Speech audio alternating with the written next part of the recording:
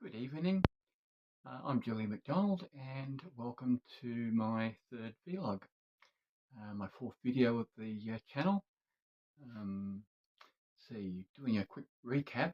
The first video was about what I, broadly speaking, intend to speak about on these videos. The second video was one of my rabbit Easter, as in Easter Bunny, munching on some green stuff, continental parsley. I just found it interesting and thought I'd put it up. My third video, the second vlog, was an outline of the spiritual framework that I use to understand the Bible, and a little bit more broadly to understand various issues, the framework I use for what you might say, what does the Bible say on this or that issue, in broad terms. But you can watch that video to hear what I say in a bit more detail if you wish. Each of these videos is unscripted, mainly because things come out when I'm not following a script that I don't expect sometimes. Things get said that are as often important to say, and which, if I was trying to plan out a script in detail, may be missed. So really, I start a video on a general theme, and we all find out where it goes. Anyway, today's video, I intend to talk about my journey as a transgender woman. I'll start somewhere near the beginning and again see where it ends up. Let's see, going back to my childhood. I wasn't the, you might say, the stereotypical almost. I grew up being told I was a boy, so I grew up trying to be a boy. That's what I've always done until, I developed a lot more maturity and a lot more strength. I basically went along with what people around me told me I was. That's a whole new story, a whole different story, but that's how it was. And so I was told I was a boy, and that's what I tried to be. But the thing was, I always had this vague discomfort. I grew up in a church where members were called, brother or sister, and their first name or surname respectively. Or for the kids, it was, Miss or Master. And I never felt comfortable with brother. I never felt comfortable with master. I certainly never felt comfortable being, big brother, which I was to my two siblings. Was at that stage. It just didn't sit with me. And sometimes adults would notice that I was always more comfortable, or I seemed quite comfortable when I was among a group of girls. If we were being, driven home from some church activity, in the back of the car, and this was in the days when you could get away with cramming all the kids in the back of a station wagon. It would often happen that, I was the only boy in with, or, maybe one or two other boys. I was the only boy in there with, a number of girls, and it was noted that never seemed to bother me. It should have perhaps bothered me that it never bothered me, but I didn't really think about it. It's just, okay, that's what, the observation that was made, and I just took it as such. It didn't really tell me anything that, that I could think of. Let me see. I remember being fascinated by my grandmother's swimming costume, which was hanging on the back of one of the doors. And yeah, I remember being incredibly fascinated by it, and I think I tried it on one time. Um, and it felt odd, but nonetheless, I do remember there was an interest. I never pursued that. I remember that my mum's clothes were both, underwear and dresses and stuff were fascinating in some way. Mum this was back in the days when women wore what Mum called step-ins, that had all the tabs at the bottom that attached to hold up stockings. And Mum liked, I think, too, to have a little bit of support on her tummy because she'd had problems with her back and so on, and so her underwear at that point was quite substantial as far as underwear goes. And I remember I found it interesting. Wasn't unusual to see Mum in her underwear because of the way our house was laid out. Um, and having two sisters, it was never, yeah, it just was seen it was quite a natural thing to do. And I remember definitely being fascinated.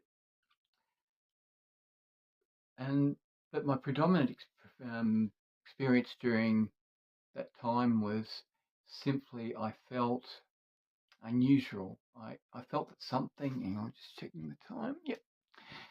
Um, I felt that there was something that just wasn't right for me, something that wasn't working for me. I had trouble making friends, though I think that was for other reasons, probably my then definitely undiagnosed and unthought of probable autism. But all I really knew was I had trouble making friends, and that I tended to run my own race.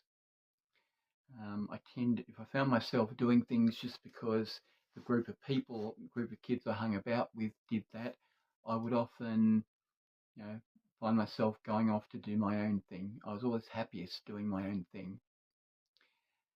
And consequently, the people I did, the kids I did hang around with tended to be a bit of a mixed bunch of kids. But certainly they tended to be kids that also had you know, their own ideas of what they wanted to do, and tended not to be kids that hung around in groups themselves. In some ways, I guess we understood each other. But unfortunately, none of those, companionships, might be a better word, friendships, continued past high school. When I began uni and subsequently moved out of home to live closer to the university and found myself doing my own grocery shopping, I noticed, oh, hang on, rewind a year or two. One morning, one of my sisters came to me and didn't say anything, just showed me her, pulled in her, her knickers down, underpants, whatever you want, panties, whatever you want to call them. And I was looking at, panties with quite a lot of blood. And, she knew she'd started a period. I knew she'd started a period. Mum and Dad had educated us at that point. Perhaps not in a lot of detail, but there was no surprise there. The only problem was I was the oldest person at home at the time, and so I landed the task of going up and buying my sister the first pads. And again, it was just something I did. It didn't feel odd. It didn't feel unusual I was probably around 16 at the time. Didn't feel unusual for a 16-year-old boy to be going up to the supermarket to buy pads for her sister. And I'm guessing I had some money in my pocket to do that. I don't remember exactly how we did the household finances back then, but obviously I had some money. So I went up and bought the pads and brought them home, gave them to her, and she went off and dealt with things. So I didn't have to do anything else not that I recall now anyway. It was only in hindsight that looking back, I went, maybe I should have felt some awkwardness there, but no, it just seemed absolutely normal, absolutely natural, quite natural.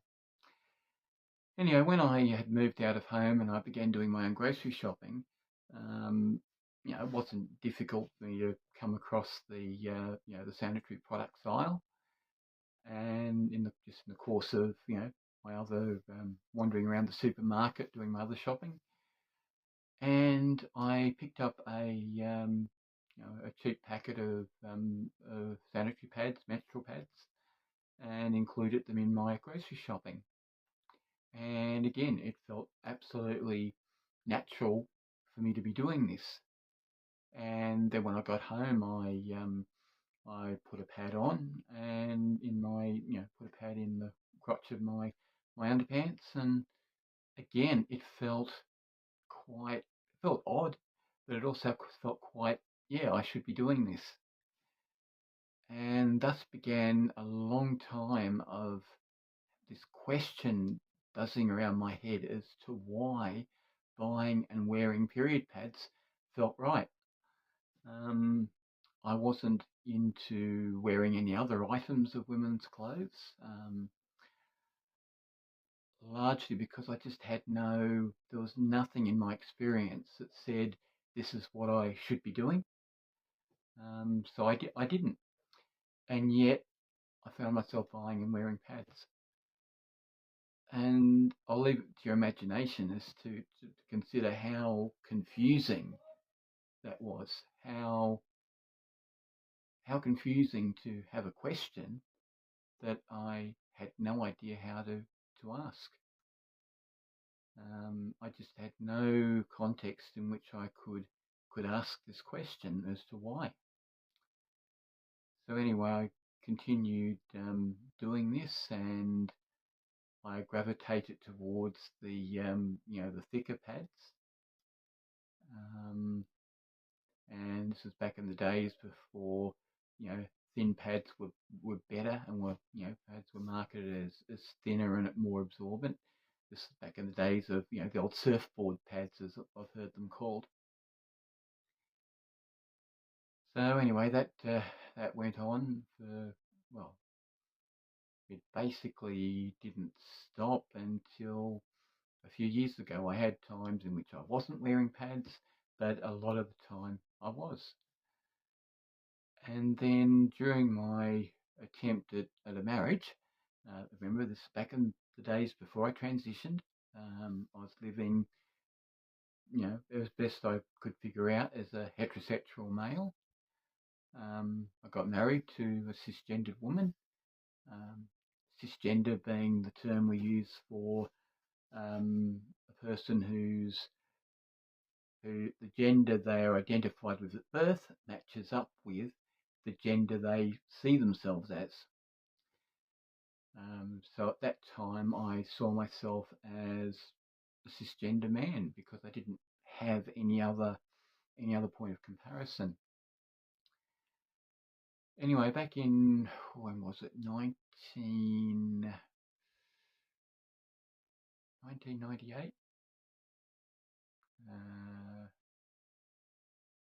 I'm just thinking. Yeah, that 1998. Yeah, that sounds right. 1998. I came across an article in a magazine called Blokes Who Wear Bras. And this was an article about cross-dressers.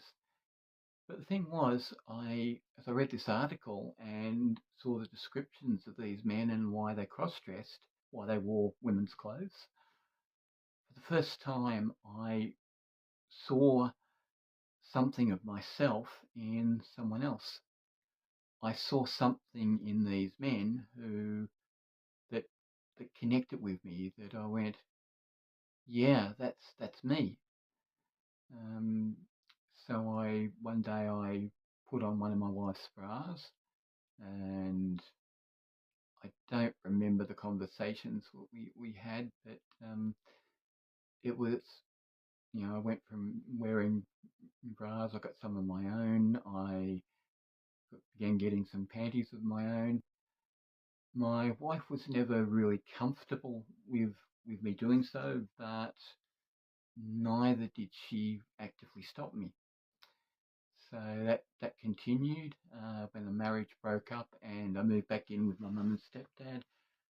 All my underwear was women's panties.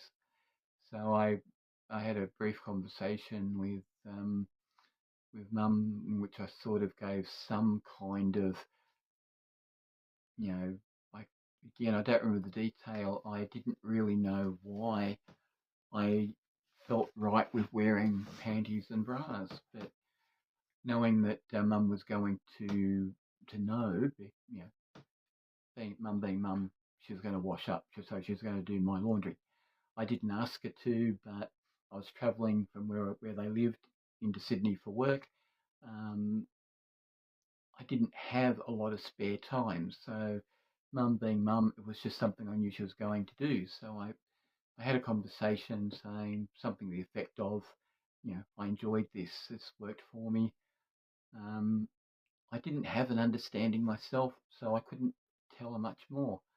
And unfortunately, it was a couple of years after that mum died, and that was before I learnt more about myself.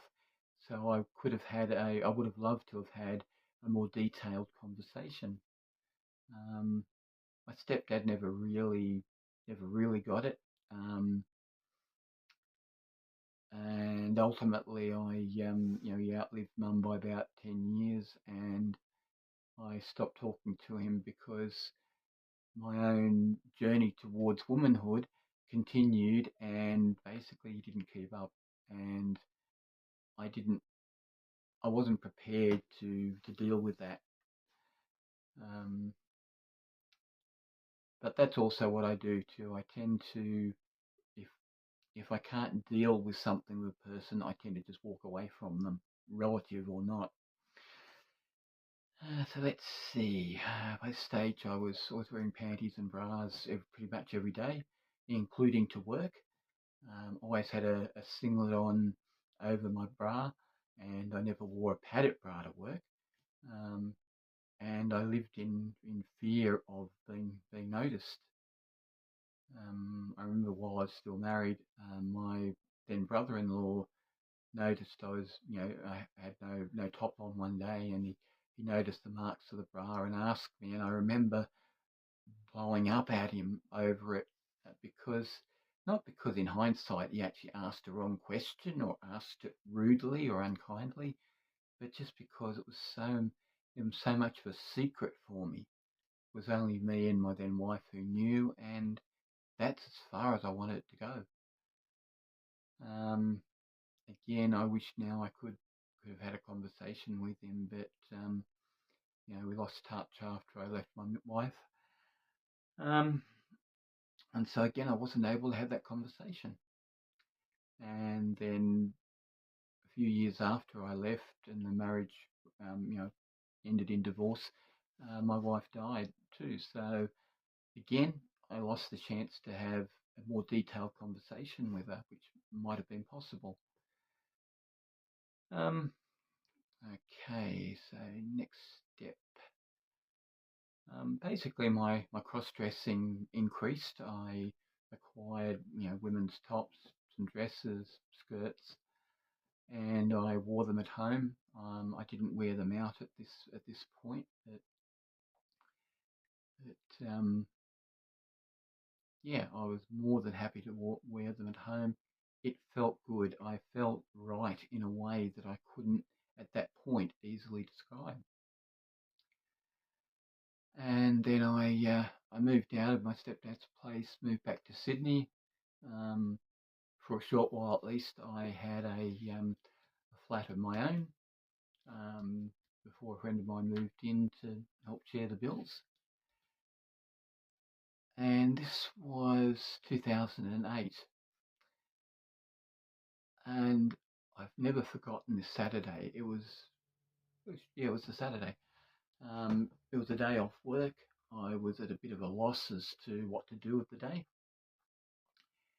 So I, as I often did when I was at a bit of a loss, then I went for a wander into the city and visited some places that I enjoyed. A second-hand bookshop that was on my regularly going to list. I went to the Chinese Gardens in Sydney, another favourite place of mine. And then it was getting on towards the end of the day, and I had a hankering to go to Paddy's Markets in Sydney, and I knew they had several stalls there that sold wigs. And so I decided to go and buy a wig, which was a logical extension of my cross-dressing. And I sat down in front of the mirror in the stall. The lady there helped me pick out a wig. I placed it on my head, it was adjusted, or I adjusted it, one of the two. And I've never forgotten this moment, and it's not a moment you want to have many times. I looked in the mirror. I looked at my reflection in the mirror, and I went, pardon the language, but I went, oh fuck, I'm not a cross-dresser, I'm transgender. I'd done enough research then on cross-dressers to have come across particularly transgender women, men who just wanted to transition. Sorry, sometimes I forget a word, even one that I know. Men who want to transition to living full-time as women. And what the wig had done was it had feminized, it was a long-haired brown wig, and it had feminized my face enough to see for the first time a face in the mirror that I actually recognized. I looked at that face that I saw and went, that's me. And not only was it me, but that face was female. And I knew from my research already what I had to do. I knew that not transitioning was not really an option. Being transgender is something that you are born with. It's not something you choose. It's not something, it might be something you discover about yourself, but it's not something you choose. There's people around who try to portray it as a choice, who try to say that with enough, psychological treatments and stuff, you can not be transgender. Well, I'm sorry, but my background story is my experience of why we are born transgender. This was not something I chose. This was something that I was always comfortable with things about women. I was comfortable being, as a kid, with mum when she went to a women's group at church and, they had a cup of tea afterwards and so on. I was always very comfortable with women. I was quite, close with Dad too. We had conversations and we got along quite well. So it wasn't that Dad was a distant father or any of the other, theories that get floated about.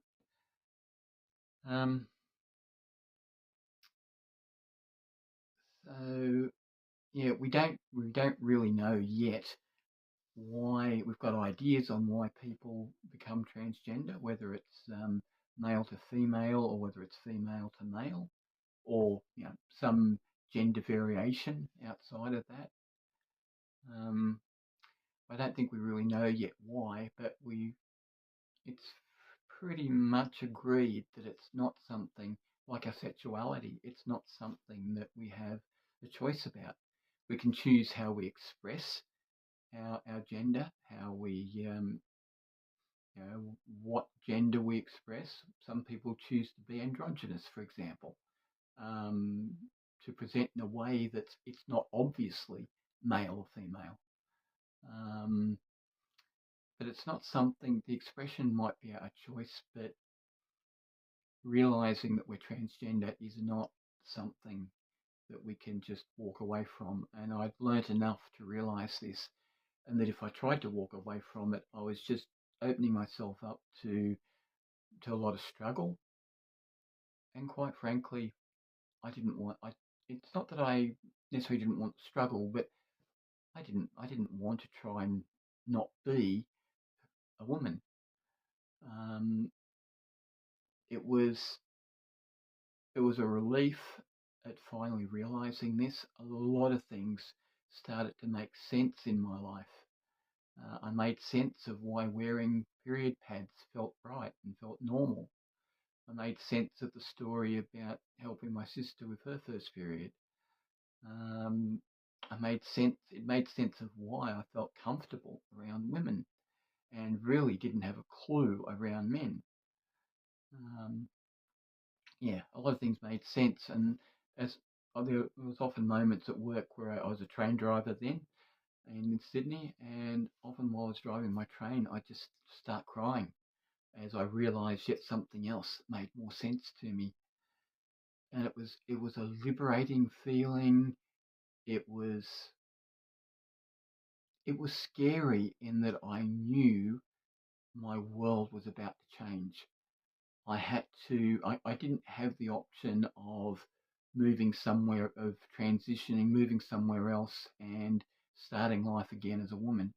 My transitioning was going to occur in Sydney, where I lived and where I worked. And as a train driver and then later as a train guard, I was in a job that was very much in the public eye. Um, the passengers on my train saw me. There was no hiding away in an office somewhere. So I knew what I had to do it was daunting, but I knew I had to do it. I knew I wanted to do it. And all I had to think about was how to go about doing so. Where are we up to time-wise? 27 minutes.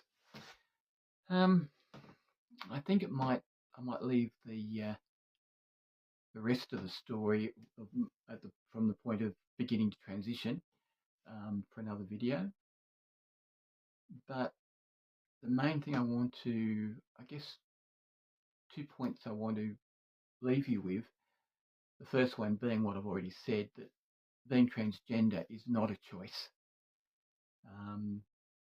And the transgender people who have problems generally because of society's attitudes.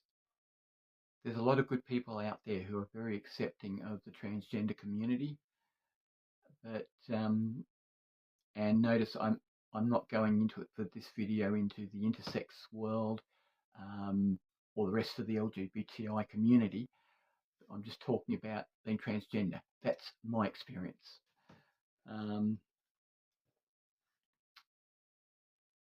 So that's the first thing. It's not a choice. Being transgender is not a choice. It's what we do with that's a choice to some extent. But if we choose not to transition, yeah, we set ourselves up for other difficulties.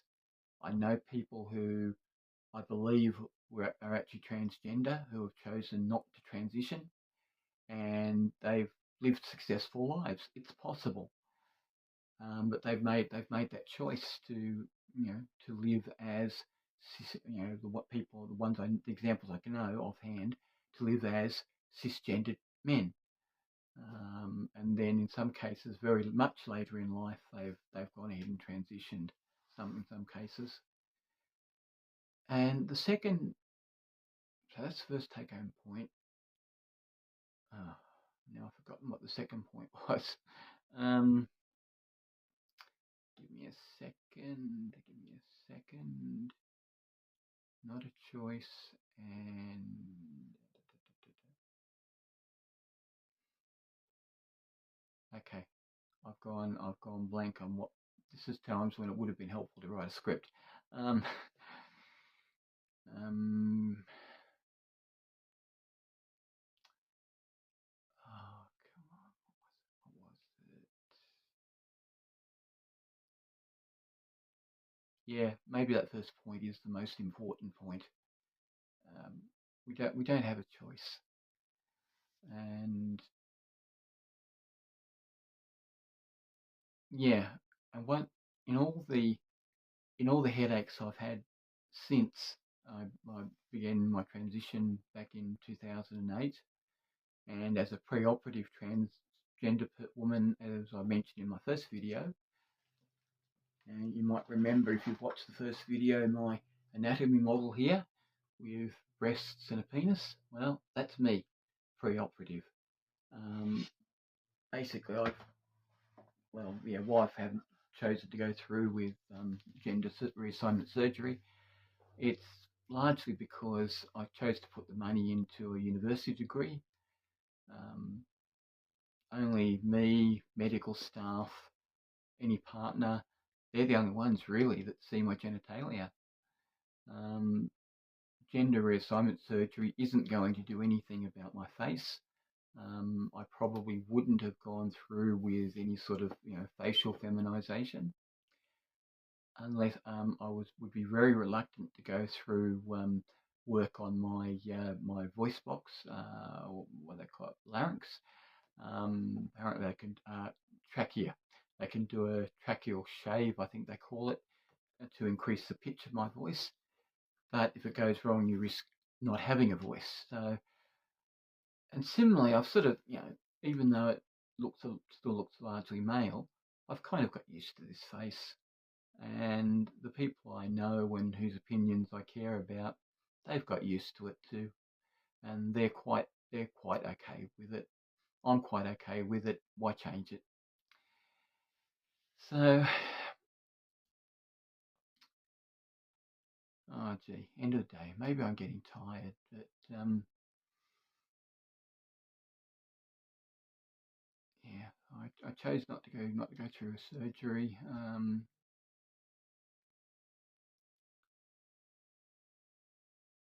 No, I'm not going to say I'll close the video here and pick it up next time when I've got my thoughts together, because I've nearly finished the video anyway. They usually run to about 36, 37 minutes. And what you're seeing is how my brain works or doesn't work, as the case may be. You're seeing me. You're not seeing, a polished performance. And for people who happen to be autistic, for people who happen to be tired at the end of the day, or tired for any reason, for people whose brains just aren't firing on all cylinders, hey, this is what it can look like. And that's why I'm putting these videos out there, to say, hey, this is what being these things can look like for a person. And I've done too much keeping secrets from the world myself. It doesn't get you anywhere. When you keep secrets, there's people who know that you're keeping a secret. You can pick up that a person's keeping a secret, that they're not saying all of who they are. And when the secret's there, what happens is other people just fill in their own story, and often their own story is wrong. And that they get the chance to tell the story. They get the chance to tell your story. What I've told you in this video is my story. It's no one else's. It's no other transgender woman's story. All of our stories are a little bit different. Our experiences are a little bit different. A lot of commonalities, but a lot of differences too. And yeah, so what you're hearing, what you're seeing is very much my story. Anyway, I'll pick up with how the the transitioning process went, what choices I made, why I made those choices, how it went with work, and so on. And I'll pick that up in another video. Meanwhile, good night, and I'll see you next time.